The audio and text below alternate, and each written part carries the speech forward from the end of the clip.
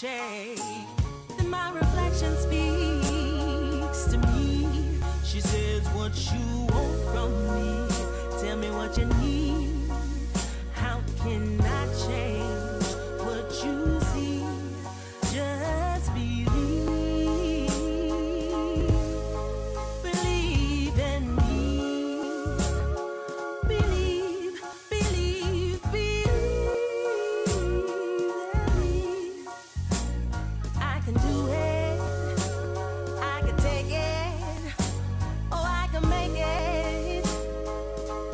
Just believe in me. Stop second guessing, doubting your ability.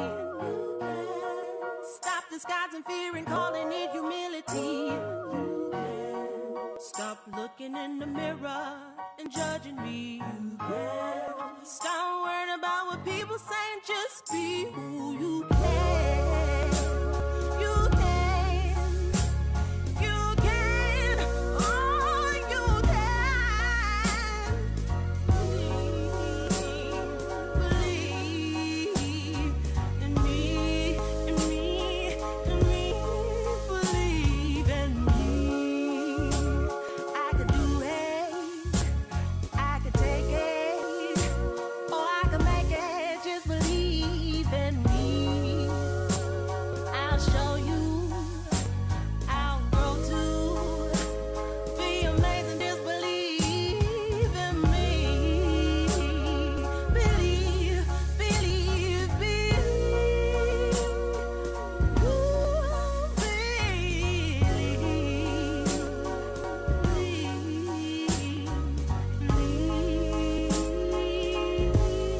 believe in me.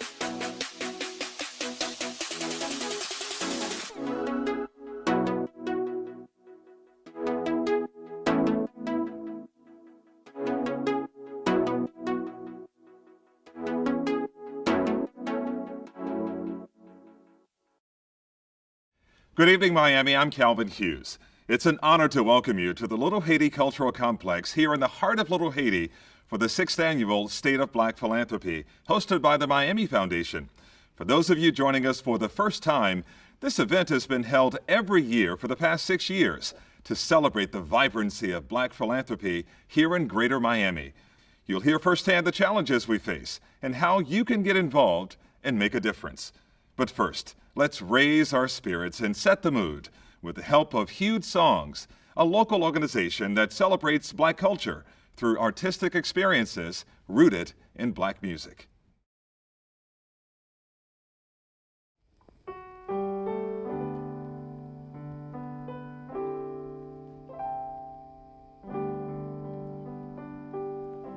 In 1899, a young poet named James Weldon Johnson had been asked to address a crowd in Jacksonville, Florida. Just imagine, 2 decades had already passed since the Reconstruction era, and yet lynchings were on the rise in the segregated South. As he wrote the words later set to music by his brother, John Rosamond Johnson, it evoked the struggle and resilience of our ancestors, and James wept. Also known as the Black National Anthem, this song has become a rallying cry and a prayer for black communities across our country. Please join us in singing, Lift Every Voice and Sing.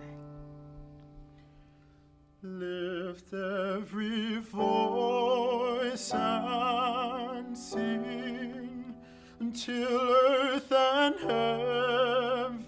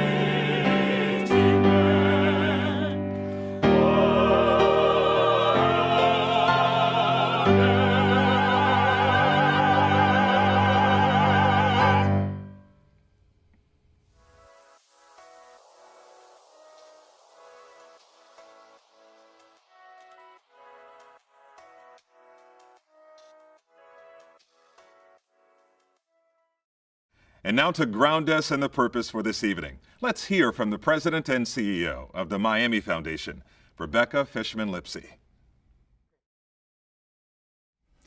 We can't be in the same room tonight, but I want you to feel the power of this space and the warmth of this crowd.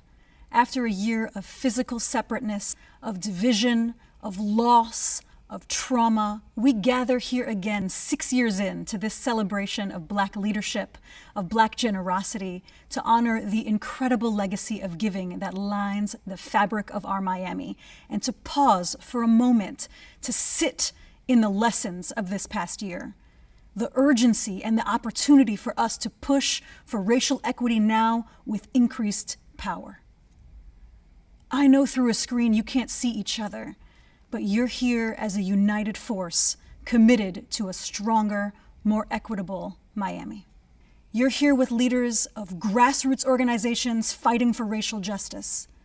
You're here with elders of the community who have invested decades of their lives to shape the Miami we inherit today. You're here in a crowd of every color, of every age, of every zip code in Miami, and all of us may be in different places in our journey, but we are united tonight in our commitment to the strength of the Black community. So what is the state of Black philanthropy in 2021? The truth is, Black Americans give a larger share of their wealth to charity than any other racial group in America. A study by the Rockefeller Foundation reported that Black families gave 25% more of their income per year to charity than people of any other race. And on top of that formal generosity is a tremendous legacy of informal giving, of community investing that sets the bar for what it means to give back. And that legacy of leadership exists despite a notable history of underinvestment from philanthropic and financial institutions back to Black leaders. For 6 years, we've gathered to talk about the state of Black philanthropy. Tonight, I hope all of us here stand in awe and respect of the legacy of giving in our Black community, that we double down on our investments in Black leaders, and that we use the lessons of this year as fuel to do more, to be courageous. I feel the power of this historic room, of this incredible crowd, and I'm excited to kick off this program with gratitude for our board, for our staff, for our nonprofit partners, for our funders, for you.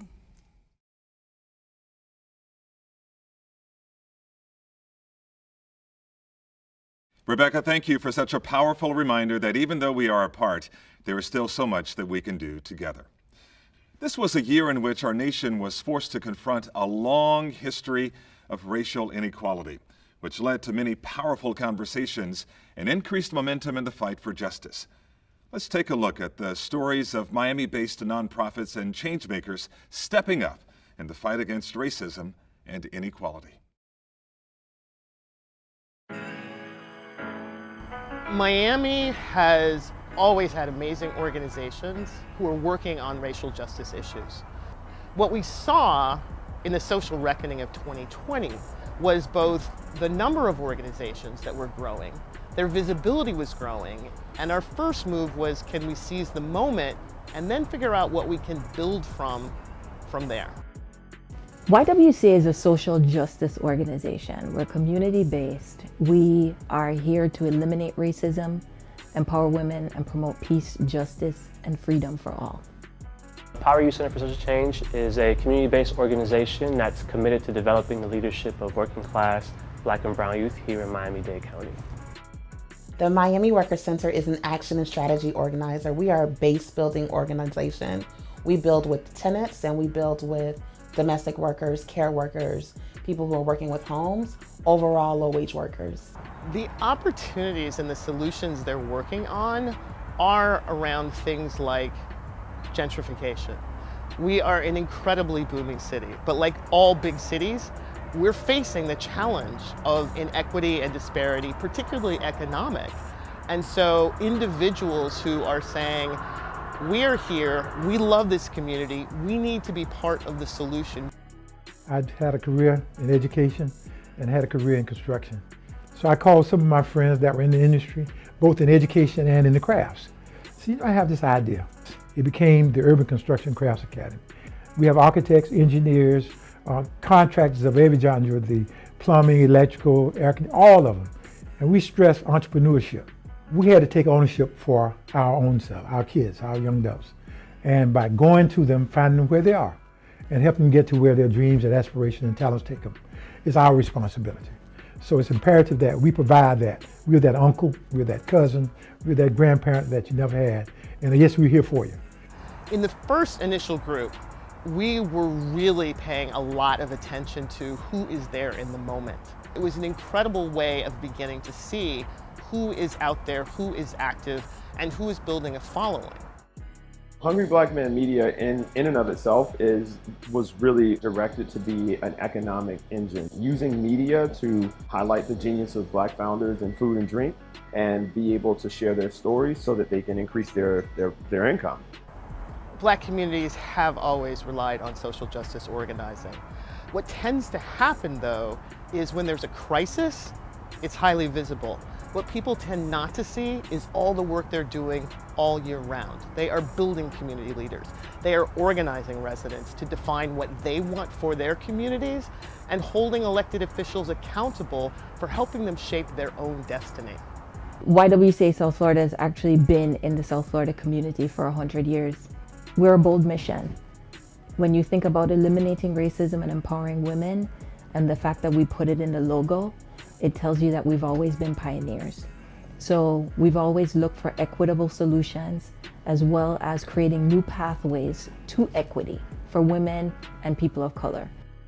Our goals are to build strong leaders who are going to create organizations that actually advocate in the interests of the families and neighborhoods that they come from and improve their quality of life. In order to have powerful communities, we need powerful organizations with people who are from the area, who live in the area, are actually working with us to drive some of this agenda. We are building people power. We know that while many of our organizations, the members that we have may not have the budget, we may not have all the resources, but we do have people with lived experiences, and we are mobilizing and organizing them to lift up their voices and to demand from their government what they deserve. The structural issues we're talking about are huge, but we know money can fuel change, and we know these organizations need the fuel. And again, our commitment is to build something, not just fund something. At the end of the day, if we can do that, that will be our legacy for greater social justice in this community.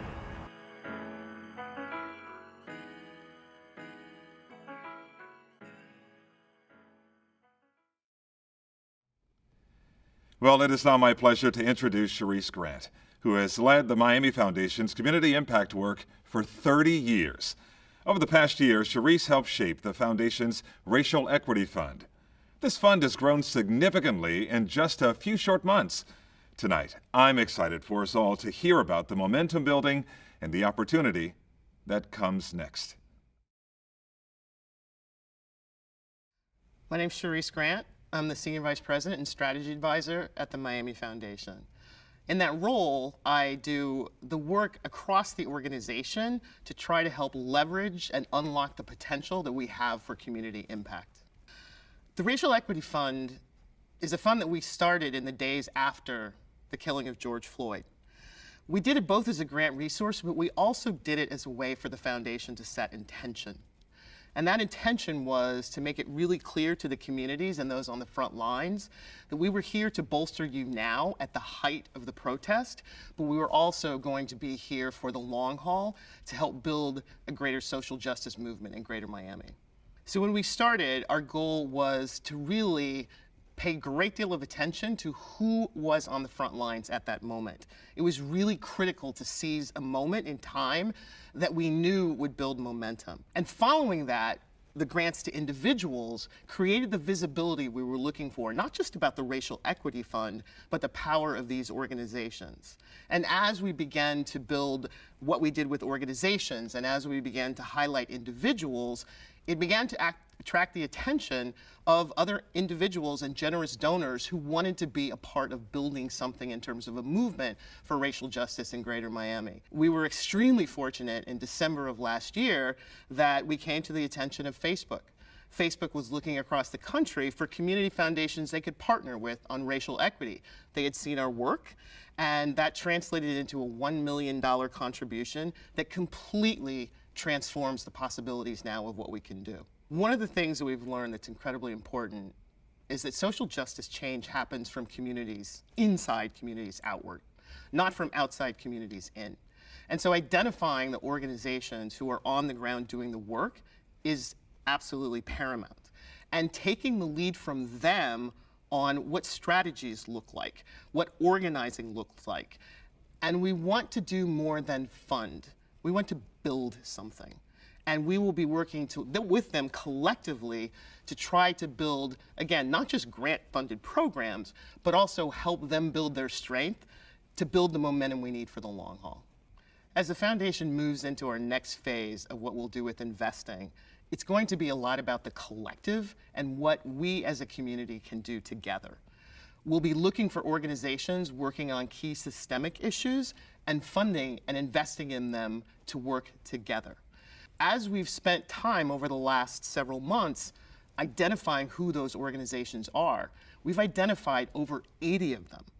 We won't be able to fund them all, but we absolutely will make sure we build out a directory, make them public, elevate their profile so we, the larger community, see them, know their value, and collectively can support them for the long haul. The first groups that the foundation made awards to came together on their own to form a collective, and they've called it the South Florida Racial Justice Table. I had the opportunity to sit with Wakumi Douglas to discuss the South Florida Racial Justice Table. So I'm here with Wakumi Douglas, co-founder and executive director of Soul Sisters Leadership Collective, for a conversation about how the first racial justice groups that we funded came together on their own to form the South Florida Racial Justice Table. So welcome again, Wakumi, and why don't we start with you telling us a bit of your story, how you came to racial justice work, started the organization, and then we'll go on to the racial justice table from there. But first, let's hear about you and your story. Sure. Well, it's really a pleasure to be here. Again, for folks, I'm Wakumi and my pronouns are she, her. And gosh, I mean, it's really funny just being a dark-skinned Black woman in the United States. Like having someone ask me how I came to racial justice work. How could I not be in racial justice work? I guess I would say the first thing is just I always give homage to those who came before me, and I know from my family's lineage that my people came to the United States by way of Jamaica, by way of Africa. And on my dad's side, I have family ancestry that are Maroon Africans, meaning these were folks who were never enslaved on the island of Jamaica. They actually fought their captors and won 2 wars. Legacy of resistance to oppression is in my bloodline and a part of my family lineage. My work feels very connected to the lineage of my ancestors and those who came before me. In my direct bloodline, then of course, are Black ancestors more broadly, like those Audre Lorde and Ella Baker and Ida B. Wells and all of the other Black women who fought, and trans women, Black trans women, and Black men who fought for our people's freedom. I feel my work is in that lineage. So I grew up in New Jersey and grew up serving a 30 to life with my father on the outside. You know, I say I did time on the outside with my dad. He did 33 years, recently released, and we're really excited about that. And I grew up in systems. And so for me, as a young person who grew up visiting my father in prison, a young person who was arrested, a young person who experienced gender-based violence,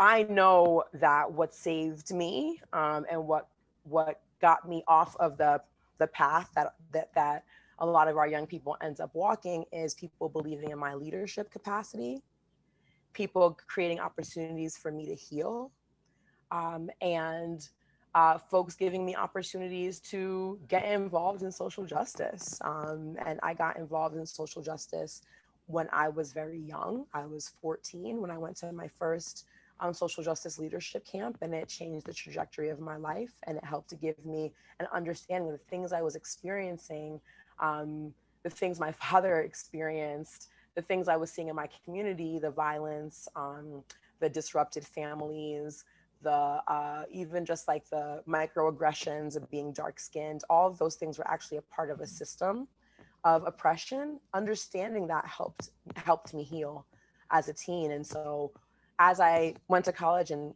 did my master's work, I started then thinking about, what is it that I really want to do? What's the impact that I really want to have?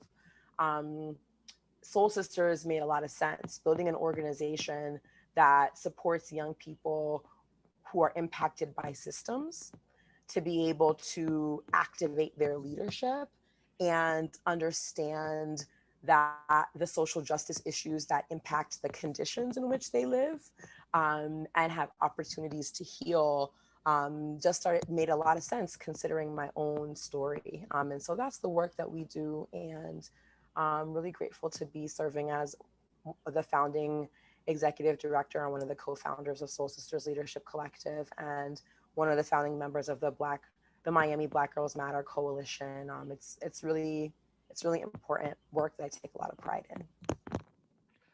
So, first of all, that is an amazing story to have hold and have like drive you. I can see how it powers everything you do.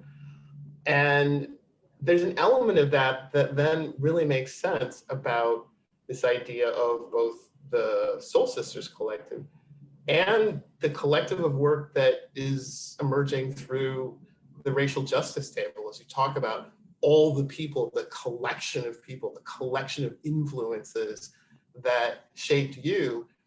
Clearly the collective is important. So share a bit about what is the South Florida Racial Justice Table and how it came to be, and why the first grantees decided this is something to do in addition to what we'll do individually.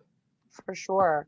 It was exciting to see a foundation in Miami take a stance on racial justice. It felt like a huge opportunity. I want to say it's Arundhati Roy who actually gave us this language, seeing the pandemic as a portal to a new world. And for us, sorry, that kind of made me immediately tearful. For us, the Miami Foundation saying, hey, actually, we need to take a stance in Miami on racial justice was an acknowledgement of the suffering of Black people in South Florida, but also such a deep acknowledgement of the power and strength and the ability of Black leaders to shift power in our communities for our community's well-being and thriving. It was a very exciting moment. And so for me as a leader and as a community organizer, I will say, I'm a community organizer and I'm an activist. That's a part of very much in the DNA of my makeup. I shared about the Maroons, right? They were the ultimate activists. And so for me, when I heard that, and Sharice, you and I had our initial conversation, I was like, who else has gotten it, right? And that question was about building out a collective of people to do some organizing work in deep partnership with other funders who are really interested in having an impact around racial justice and around the really horrifying social health, economic outcomes of Black people in South Florida. I've been received by every leader who I've met in the social justice space in South Florida with so much warmth and kindness and love. And that's why I was received by the grantees. of the first, cohort of folks to get the racial equity grant, they said, yeah, let's talk about it. And from there, I want to say it actually was Carrie Ann from YWCA who said, what are we going to call ourselves within our first meeting? And folks then were like, okay, the racial justice this, the racial justice that, and we landed on table. Thinking about having a seat at the table, thinking about creating our own tables to be able to have power and shift power. And so table felt like a very powerful word, and we became the Racial Justice Table shortly after you all made your announcement for the Racial Equity Fund. And we've been meeting ever since and thinking about how we can build deep and meaningful relationships with folks who are in philanthropy, who really want to have an impact on racial injustice and support Black-led organizations that has a legacy of doing this work and leading this work. The opportunity to work in this way with the organizations wasn't something that we expected. And it's been amazing, and also was a key part of us then thinking about for future funding rounds, this notion of together and collective needed to be a really, really powerful element in how we think about it. And so, as you think about where you are now and building relationships and the vision that you have for what's the impact that having a racial justice table could have in Greater Miami, and are there other places where you've seen it have a similar effect?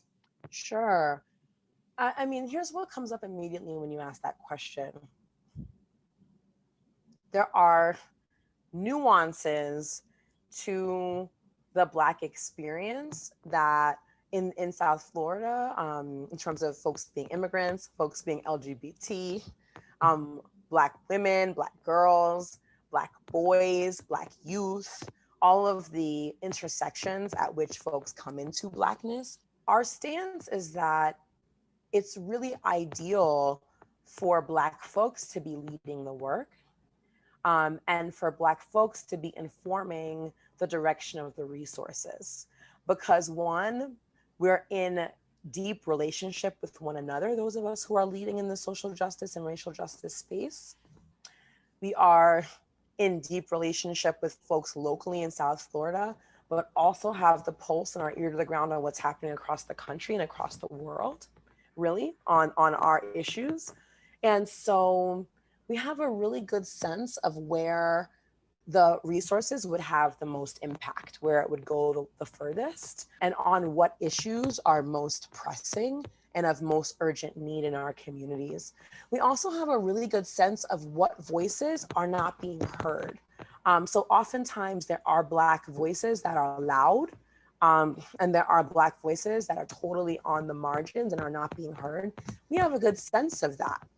And so for us, a part of the impact that we're seeking to have is really to partner deeply with funders on, one, how grants are dispersed so they can be actually dispersed equitably.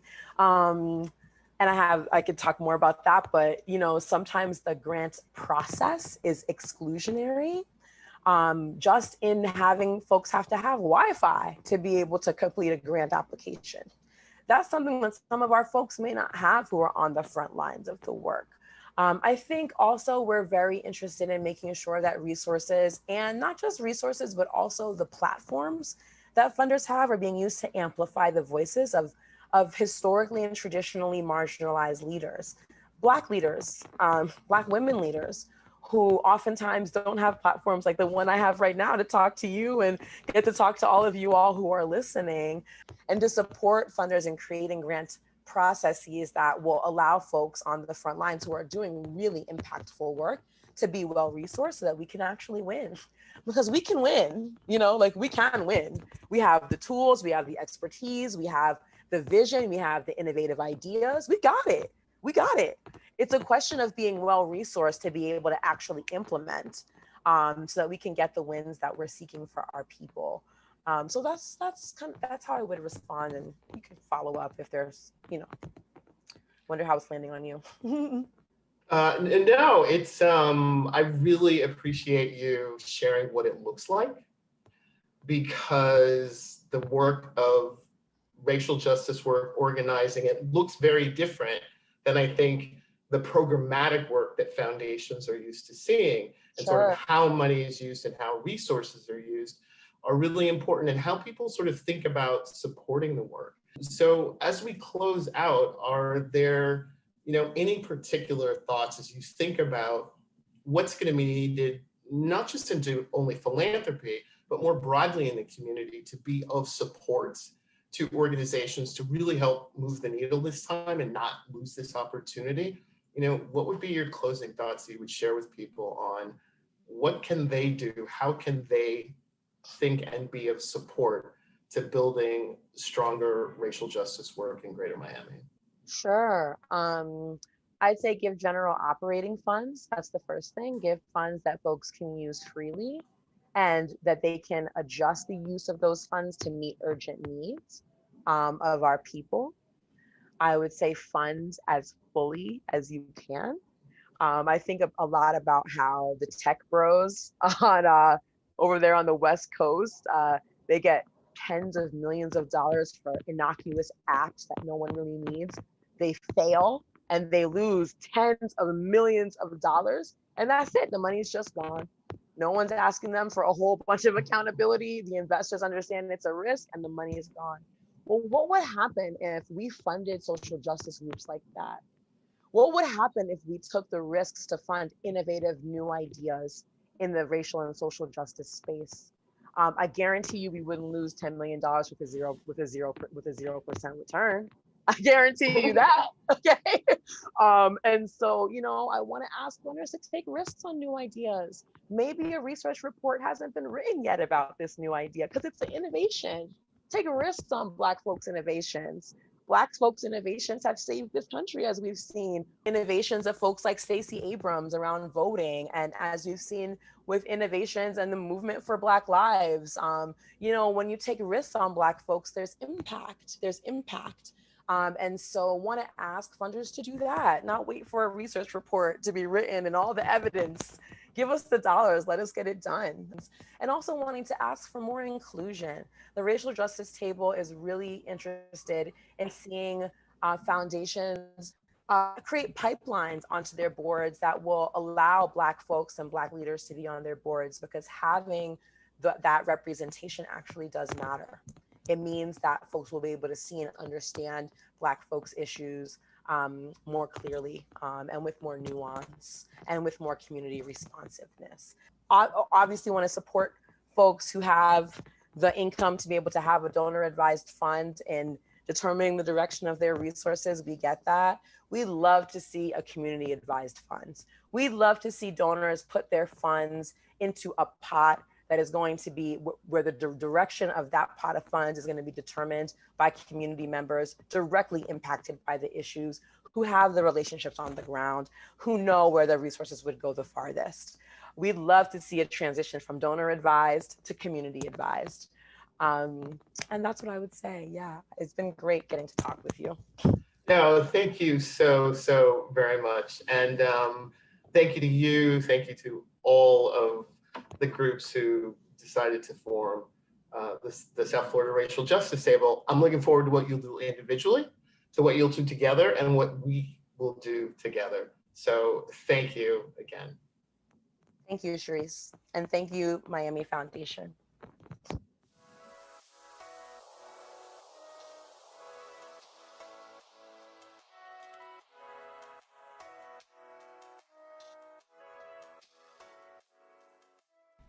What a poignant conversation at a critical time. Sharice and Wakumi, thank you for the work that you continue to lead to make a more racially equitable Miami. The roots and legacy of Black philanthropy in Miami run deep, but it's a story that's often untold. Up next, the conversation between three leaders who will share more about the richness of Black philanthropy in our city and its evolution throughout the years. It's an honor to welcome Nadesh Green, former WLRN reporter and community advocate, Armin Henderson, Assistant Professor of Medicine at the University of Miami Miller School of Medicine, Director of Health Programs at Dream Defenders, and founder of Dade Street Response, and Sheldon Anderson, Trustee of the Miami Foundation and retired President and CEO of the Southeast Region for the Northern Trust. It is an absolute pleasure to be here with Sheldon and Armin and to dive into this really, really dope conversation around Black philanthropy. I'm Nadege Green, obsessed with all things Black and especially Black history, and how we're rooted in all spaces, right? Especially in philanthropic spaces, even if there is a lot of erasure in philanthropy around Black giving. But we're here to dispel a lot of that and to just delight in the goodness that is Black folks and how we show up for each other and other folks when we need to stand in the paint. So with that, I just wanted to start and orient us in a little bit of history, especially Miami history, because, you know, when we think of Miami pioneers, you normally hear like the names of white people. And like, that's true, right? Henry Flagler and, you know, Julia Tuttle, but like, shout out to Dana A. Dorsey, Miami's first Black millionaire and a philanthropist who donated, who sold land to create the first park for Black people in Miami-Dade County, who deeded the land for Dana Dorsey High School for 1 penny to the Miami-Dade County School Board, just gave them this land so that young people could have a good space to get education, right? And who also donated the land for the Dorsey Memorial Library, which still stands, right? So when we talk about Black giving, specifically in the local context, we have to acknowledge the pioneers who are not acknowledged enough and are not even named as Miami pioneers, right? And, you know, by design, but we're here. But we're here, and our stories persist. So with that said, I just wanted to, you know, to talk to you, Armin and Sheldon, like just how, like when we say Black philanthropy, how has that shown up in your lives personally? What does Black philanthropy look like? Nadege, I've got to tell you, I grew up in Miami. So D.A. Dorsey was a hero when I was a kid. And for me, philanthropy started at home, and then from home in the school and church. I remember during Lent, the nuns had us put money aside for the poor for the whole 40 days of Lent. So that was the beginning for me, and it hasn't stopped. What about you, Armin?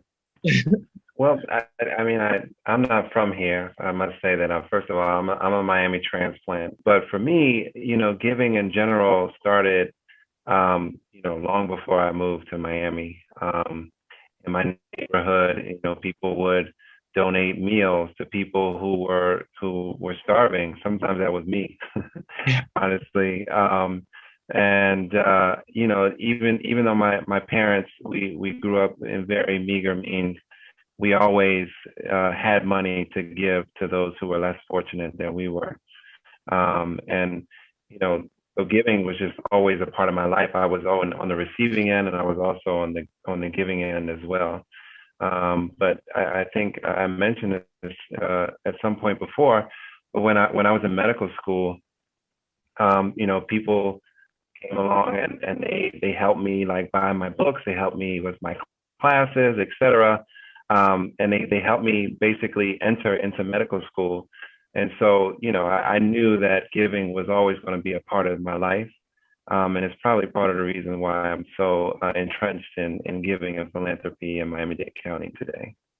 And I just want to name that for Black folks especially, like there is a type of philanthropy that we see today that's very much rooted in community and love of community, right? That, you know, and especially like when I think Black giving, I think justice, because, you know, when we look, again, historically, when you look at the civil rights movement, right? When you look at the work that was happening around there in the churches, in social clubs, people were bailing folks out. Bloody Sunday, people were getting arrested, fighting, you know, for justice, fighting for equality for Black folks. It's like that's always been part of the community. And so much of our giving has been rooted in justice. Like when we look at Dana Dorsey, right, that was, okay, education, access to public parks, that is justice. And even when, I mean, what you just mentioned, Armin, like the folks who gave to make sure that you can pay these like ridiculous fees for med school, right, that's a barrier to entry, right? So what does it mean, like, care enough about each other to want to make sure that these barriers don't exist? And a lot of times what removes barriers is what? Money, right? So Sheldon, like being like Miami based, right? Like you're here, you've been here for a long time, like you're a Miami person. And you have worked in institutions, right? These large institutions. You were at the Northern Trust Company.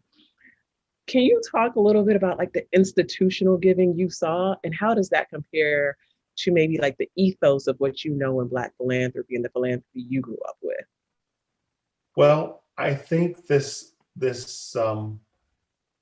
corporate culture of giving back for all kinds of reasons existed and continues to exist. And one of the things that helped me was these organizations that I worked with encouraged the employees to be involved in the community. I can remember clearly my first payroll deduction to the United Way. That's how I got started. And then it progressed as I moved up, so did my giving. And it progressed to the point where I was a member of the Tocqueville Society, that really the responsibility was, if you were a Tocqueville giver, you gave at least $10,000 a year. That sounds like a lot, but there are lots of people who were giving a lot more than me. But you know, the important thing for me was, as I went up the corporate ladder, I found myself able to really have an impact and a say on how our corporate dollars were spent. In other words, if there was an organization that I thought had merit, I'd bring it up, introduce the organization to my organization, and typically we were able to do something for those organizations. And I think that's clearly important.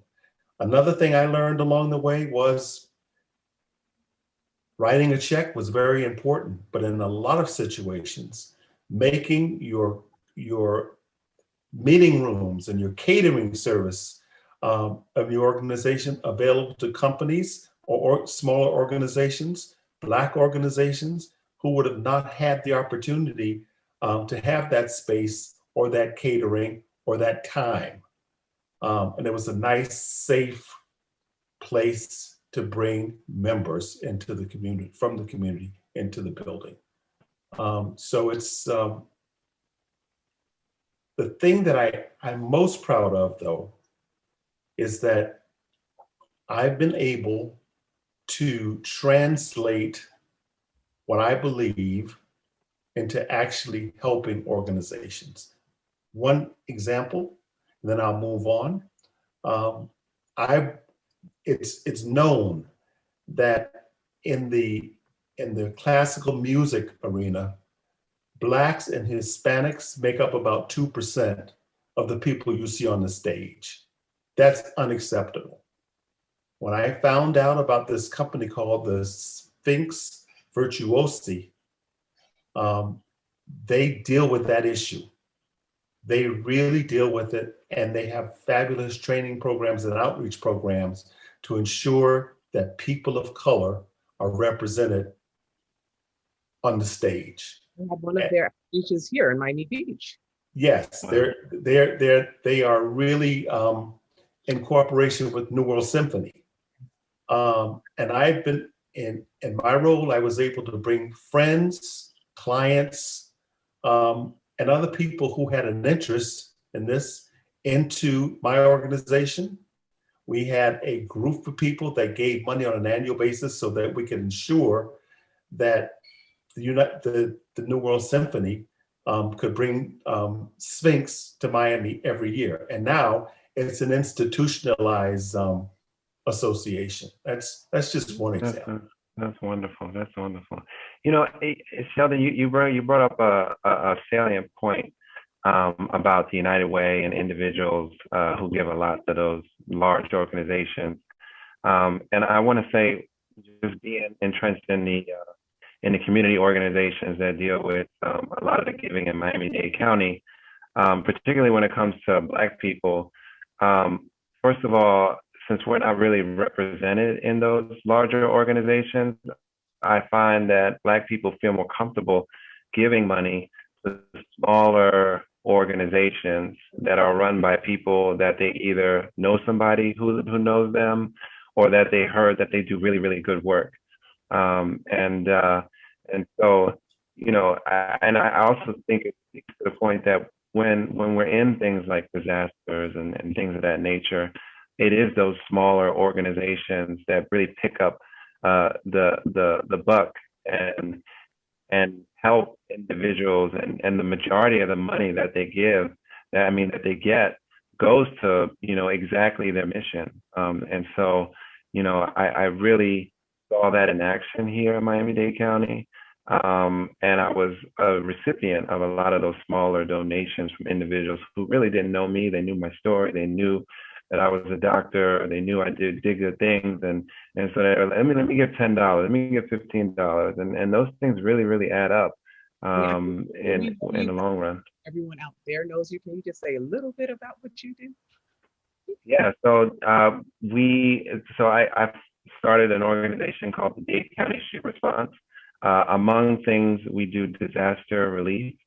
And so, you know, when hurricanes come around, we help individuals prepare medically during hurricanes. Those are not able to flee, those who can't afford to leave the county, who have to shelter in place, et cetera. We work with maybe 10 or 15 other organizations in the community to tend to their needs, from everything to like housing, to law services, and then I help corral the medical personnel to those who are medically vulnerable as well. You know, one of the things that both you and Sheldon kind of touched on that, like, you know, I just want to echo is that, like, Black folks will give. They will give of their time, right? And time is money. They will give goods. They will give physical objects if they have it. And they will give their money. And like, it's wild to me, right? When we think of the racial wealth gap in this country, right? That is very real and it persists still today. And even with that, right? Even with the racial wealth gap, Black people in the US give more of their income to philanthropic causes than any other group in this country. And like, listening to you too, like, it sounds like really where traditional philanthropy or institutional philanthropy fails in engaging Black communities is that they don't consider how deep our networks are, right? And if you, like, we lean on our network, right? Like that trust component of it, right? Like Armin says, like, if someone comes to me and say, yo, Armin is doing this thing, we need to raise some money for him. Like, I'm gonna be like, all right, we need to raise some money for Armin. And so I'm gonna turn to my people. They don't know Armin, but I'm like, hey, I have a friend, he's doing some dope stuff. We need to like raise money. People trust me, they'll give me the money, you give it to Armin. And then, you know, Sheldon, someone tells you the same thing. You like, okay, I have a group of friends who trust me. They're gonna give me their money. I'm gonna give it to Armin. Like, it is so trust-based and it is network-based that if your network does not intersect with the Black community, how are you gonna get that money? It's not that Black folks won't give. You won't. It's just that you have no entry point into Black giving at all. There's no Black people on your board, right? Like, there's no Black people in your organization in positions of power or in the grant making positions. And so it's like, how do we engage the Black community? I'm like, and then these applications are like really long, and you know, you got to come up with all this data. You got to have half of your staff has to work on like data collection. And so, yeah, I agree with you that in order for us to actually get the money, it has to be accessible to us. So even if these larger organizations are giving money, it should be. We shouldn't have to jump through hoops to get it either. You know what I'm saying? but yet and still, I think that within the Miami scene, it's been so refreshing because even organizations that would normally cover the same grounds of individuals and fight for the same funds, you see them like, sharing funds a lot of times. I have MOUs with like 3 or 4 other organizations who would transfer me funds, no problem if I needed it. And so, and these organizations are also led by Black people as well. And so it's just, I think it just speaks to the fact that we know that this is not charity, it's really solidarity. We do good work. We're going to continue to do good work. And so we're going to support each other through that good work as well. What we've said is critical. It's all about trust. And when we have trust, we can do anything.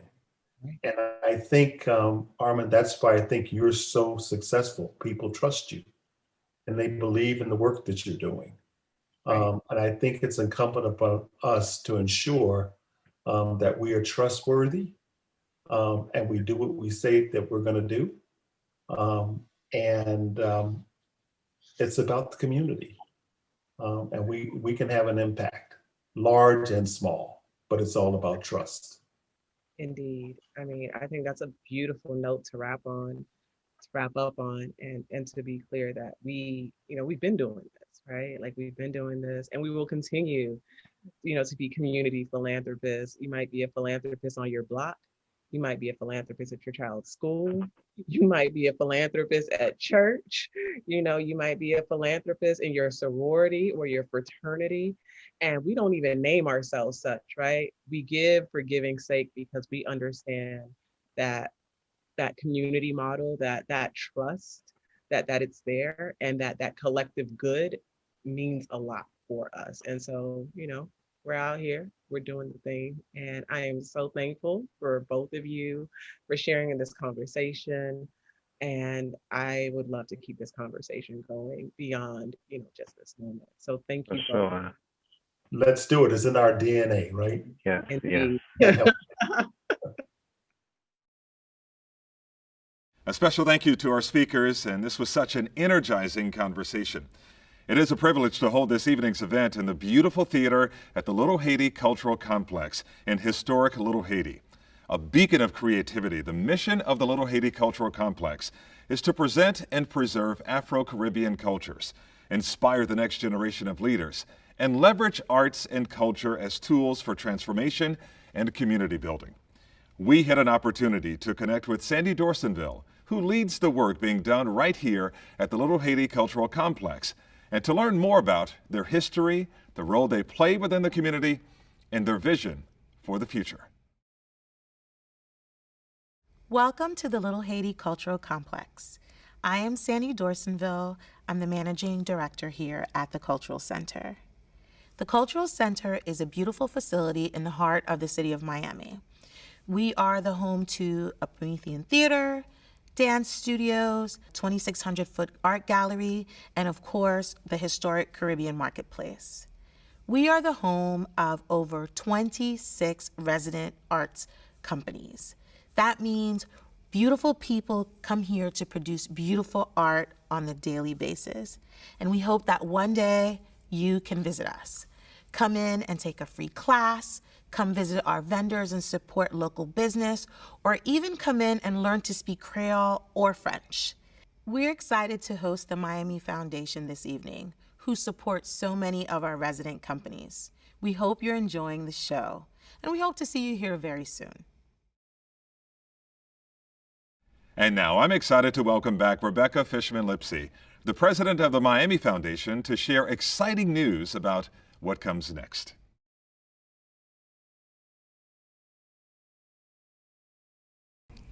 I hope you've enjoyed this evening as much as I have. Being with all of you, hearing from our speakers, thinking about what comes next. For us at the Miami Foundation, it's time to invest, and it's time to do it together. We're excited to share a few investments of our own.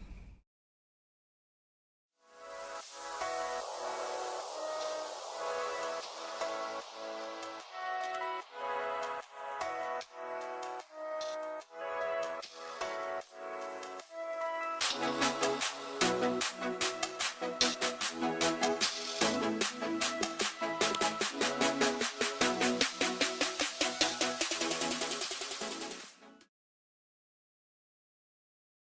how exciting is that? Great news. Thank you, Rebecca. So as we take in the stories of so many people uplifting Greater Miami, here to share a final convocation on our path forward is Dr. Nelson Adams, trustee of the Miami Foundation. Good evening. I'm Nelson Adams. I'm a native Miamian born in Overtown. And all I can say after listening to these songs and this commentary, this conversation is wow. I am mindful of the fact that 2020 was some kind of year. I am one who understands clearly that there is sometimes a sense of deja vu. Been there, done that, got the t-shirt. I kind of feel that way in this moment. I call it a Sankofa moment. It's a time when I pause, I look back over the history. I pause and I take a look at where we are, I analyze, if you will, and then more importantly, I stand with tippy-toe anticipation that tomorrow can be a brighter day. You know, and that's really why we're here tonight, to not only to tee up the problems, but to assure each and every one of us that we must, we can, and we will make a difference. Not just for some of us, but for all of us. Yes, I'm talking about Lottie, Dottie, and everybody. But racial and social equity is so extremely important. I'm a physician. I've been practicing for a long time, 42 years. And I see disparities on every hand. Suffice it to say that it is oftentimes your zip code that is more likely to determine your health than your genetic code. With that said, I want everybody to recognize that all of us have a role to play. We are all both beneficiaries and benefactors. None of us can do it all of us can do something. It reminds me of a poem that I learned a long time ago, and it's called A Bag of Tools, and it goes this way. Isn't it strange how kings and princes and clowns that caper in sawdust rings and ordinary people like you and me are builders of eternity? Each of us is given a list of rules, a shapeless mass, a bag of tools, and each of us must fashion before our life is flown a stumbling block or a stepping stone. I'm so thankful to be a part of the board of directors of the Miami Foundation, who have been setting stepping stones for this community for a long time, but it's not over yet. And with your help, as Spike Lee might put it, we'll do more better. And so tonight I encourage each of you to recognize that to whom much is given, much indeed is not only expected, but required. I encourage us to be mindful of what it says in the good book, that we're to let our light so shine before men that they may see our good works, not for us to walk around peacock proud, but so that our Creator gets the glory. And so now I simply salute the Miami Foundation, and I salute each of you for what you've already done. You've done a good thing. You've done a good work. But my brothers and my sisters, good just isn't good enough. You've got to do and be your very best. I encourage you to remember it this way. Good, better, best. Never let it rest, not until your good, my good, our good becomes our better, and our better becomes our best. Thank you so very much, and may God continue to bless you and keep you, is my prayer. Thank you, Dr. Adams. And now to close out this incredible program with one last performance from Arts Prevails Project, a South Florida-based organization that strengthens community through performance and education. It's so hard trying to catch a breath. It's so hard trying to catch a break. They say it takes a village to raise a child. It's so high. An entire chorus of voices coming together to make sure they have what they need. But what does that child need? To break out. They need love, hope, comfort, sometimes a stern talking to, walking you to your mama house to, tell her what you've done. This is what I've done. But they also need food, shelter, clothing, security. Sure, it would be nice if we were all born fully formed with all of our needs met. Yet, that ain't how it is. No. But that's when the village steps in, picks up the pieces, loves on nephews and nieces, helping to make them bigger, better, stronger, building a more formidable foundation for their futures. Hold up, wait 1 minute. So then what does it take to raise a community? Show love like you want it given. To lift generations divided with disunity. Why don't you give props instead of competition? To elevate a people longing to get where they belong, long overdue. And when you see light, never try to dim it. It too Never try to dim takes a it. village, a chorus, a symphony to offset the pillage and centuries of practices that have held us back. But it'll take more than backpacks and shopping sprees. We need new and restructured policies. For we all know that pollutants proliferate the groundwater, but we have swam through that murky mess, Yes, we did. made magic out of the muck, turned mere scraps into masterpieces. But what if we had more? Oh, what mosaics we could build. How many deferred dreams become manifested Manifesting. if we invested a bit. If we just invested. Saw a group doing good and invested just a bit. 'Cause it's hard trying to catch a break. My grandfather is a pastor. And every Sunday around 12:30, I would hear old Reverend Brown say, Give and shall be given unto you. Good measure, pressed down and shaken together. and running over shall men give into your bosom. And Run it out of me. every Sunday, double-breasted donors and fancy-hatted philanthropists would give and give and give to building funds and give to mission and college trips. They would give, even when they didn't have to give, because they felt their giving to be righteous. They thought that if they gave, it might just shift just enough towards the greater good. 'Cause it's hard trying to catch a break. And that if you gave with good intention, it would lift us all. Hold up, wait 1 minute. So what does it mean to give?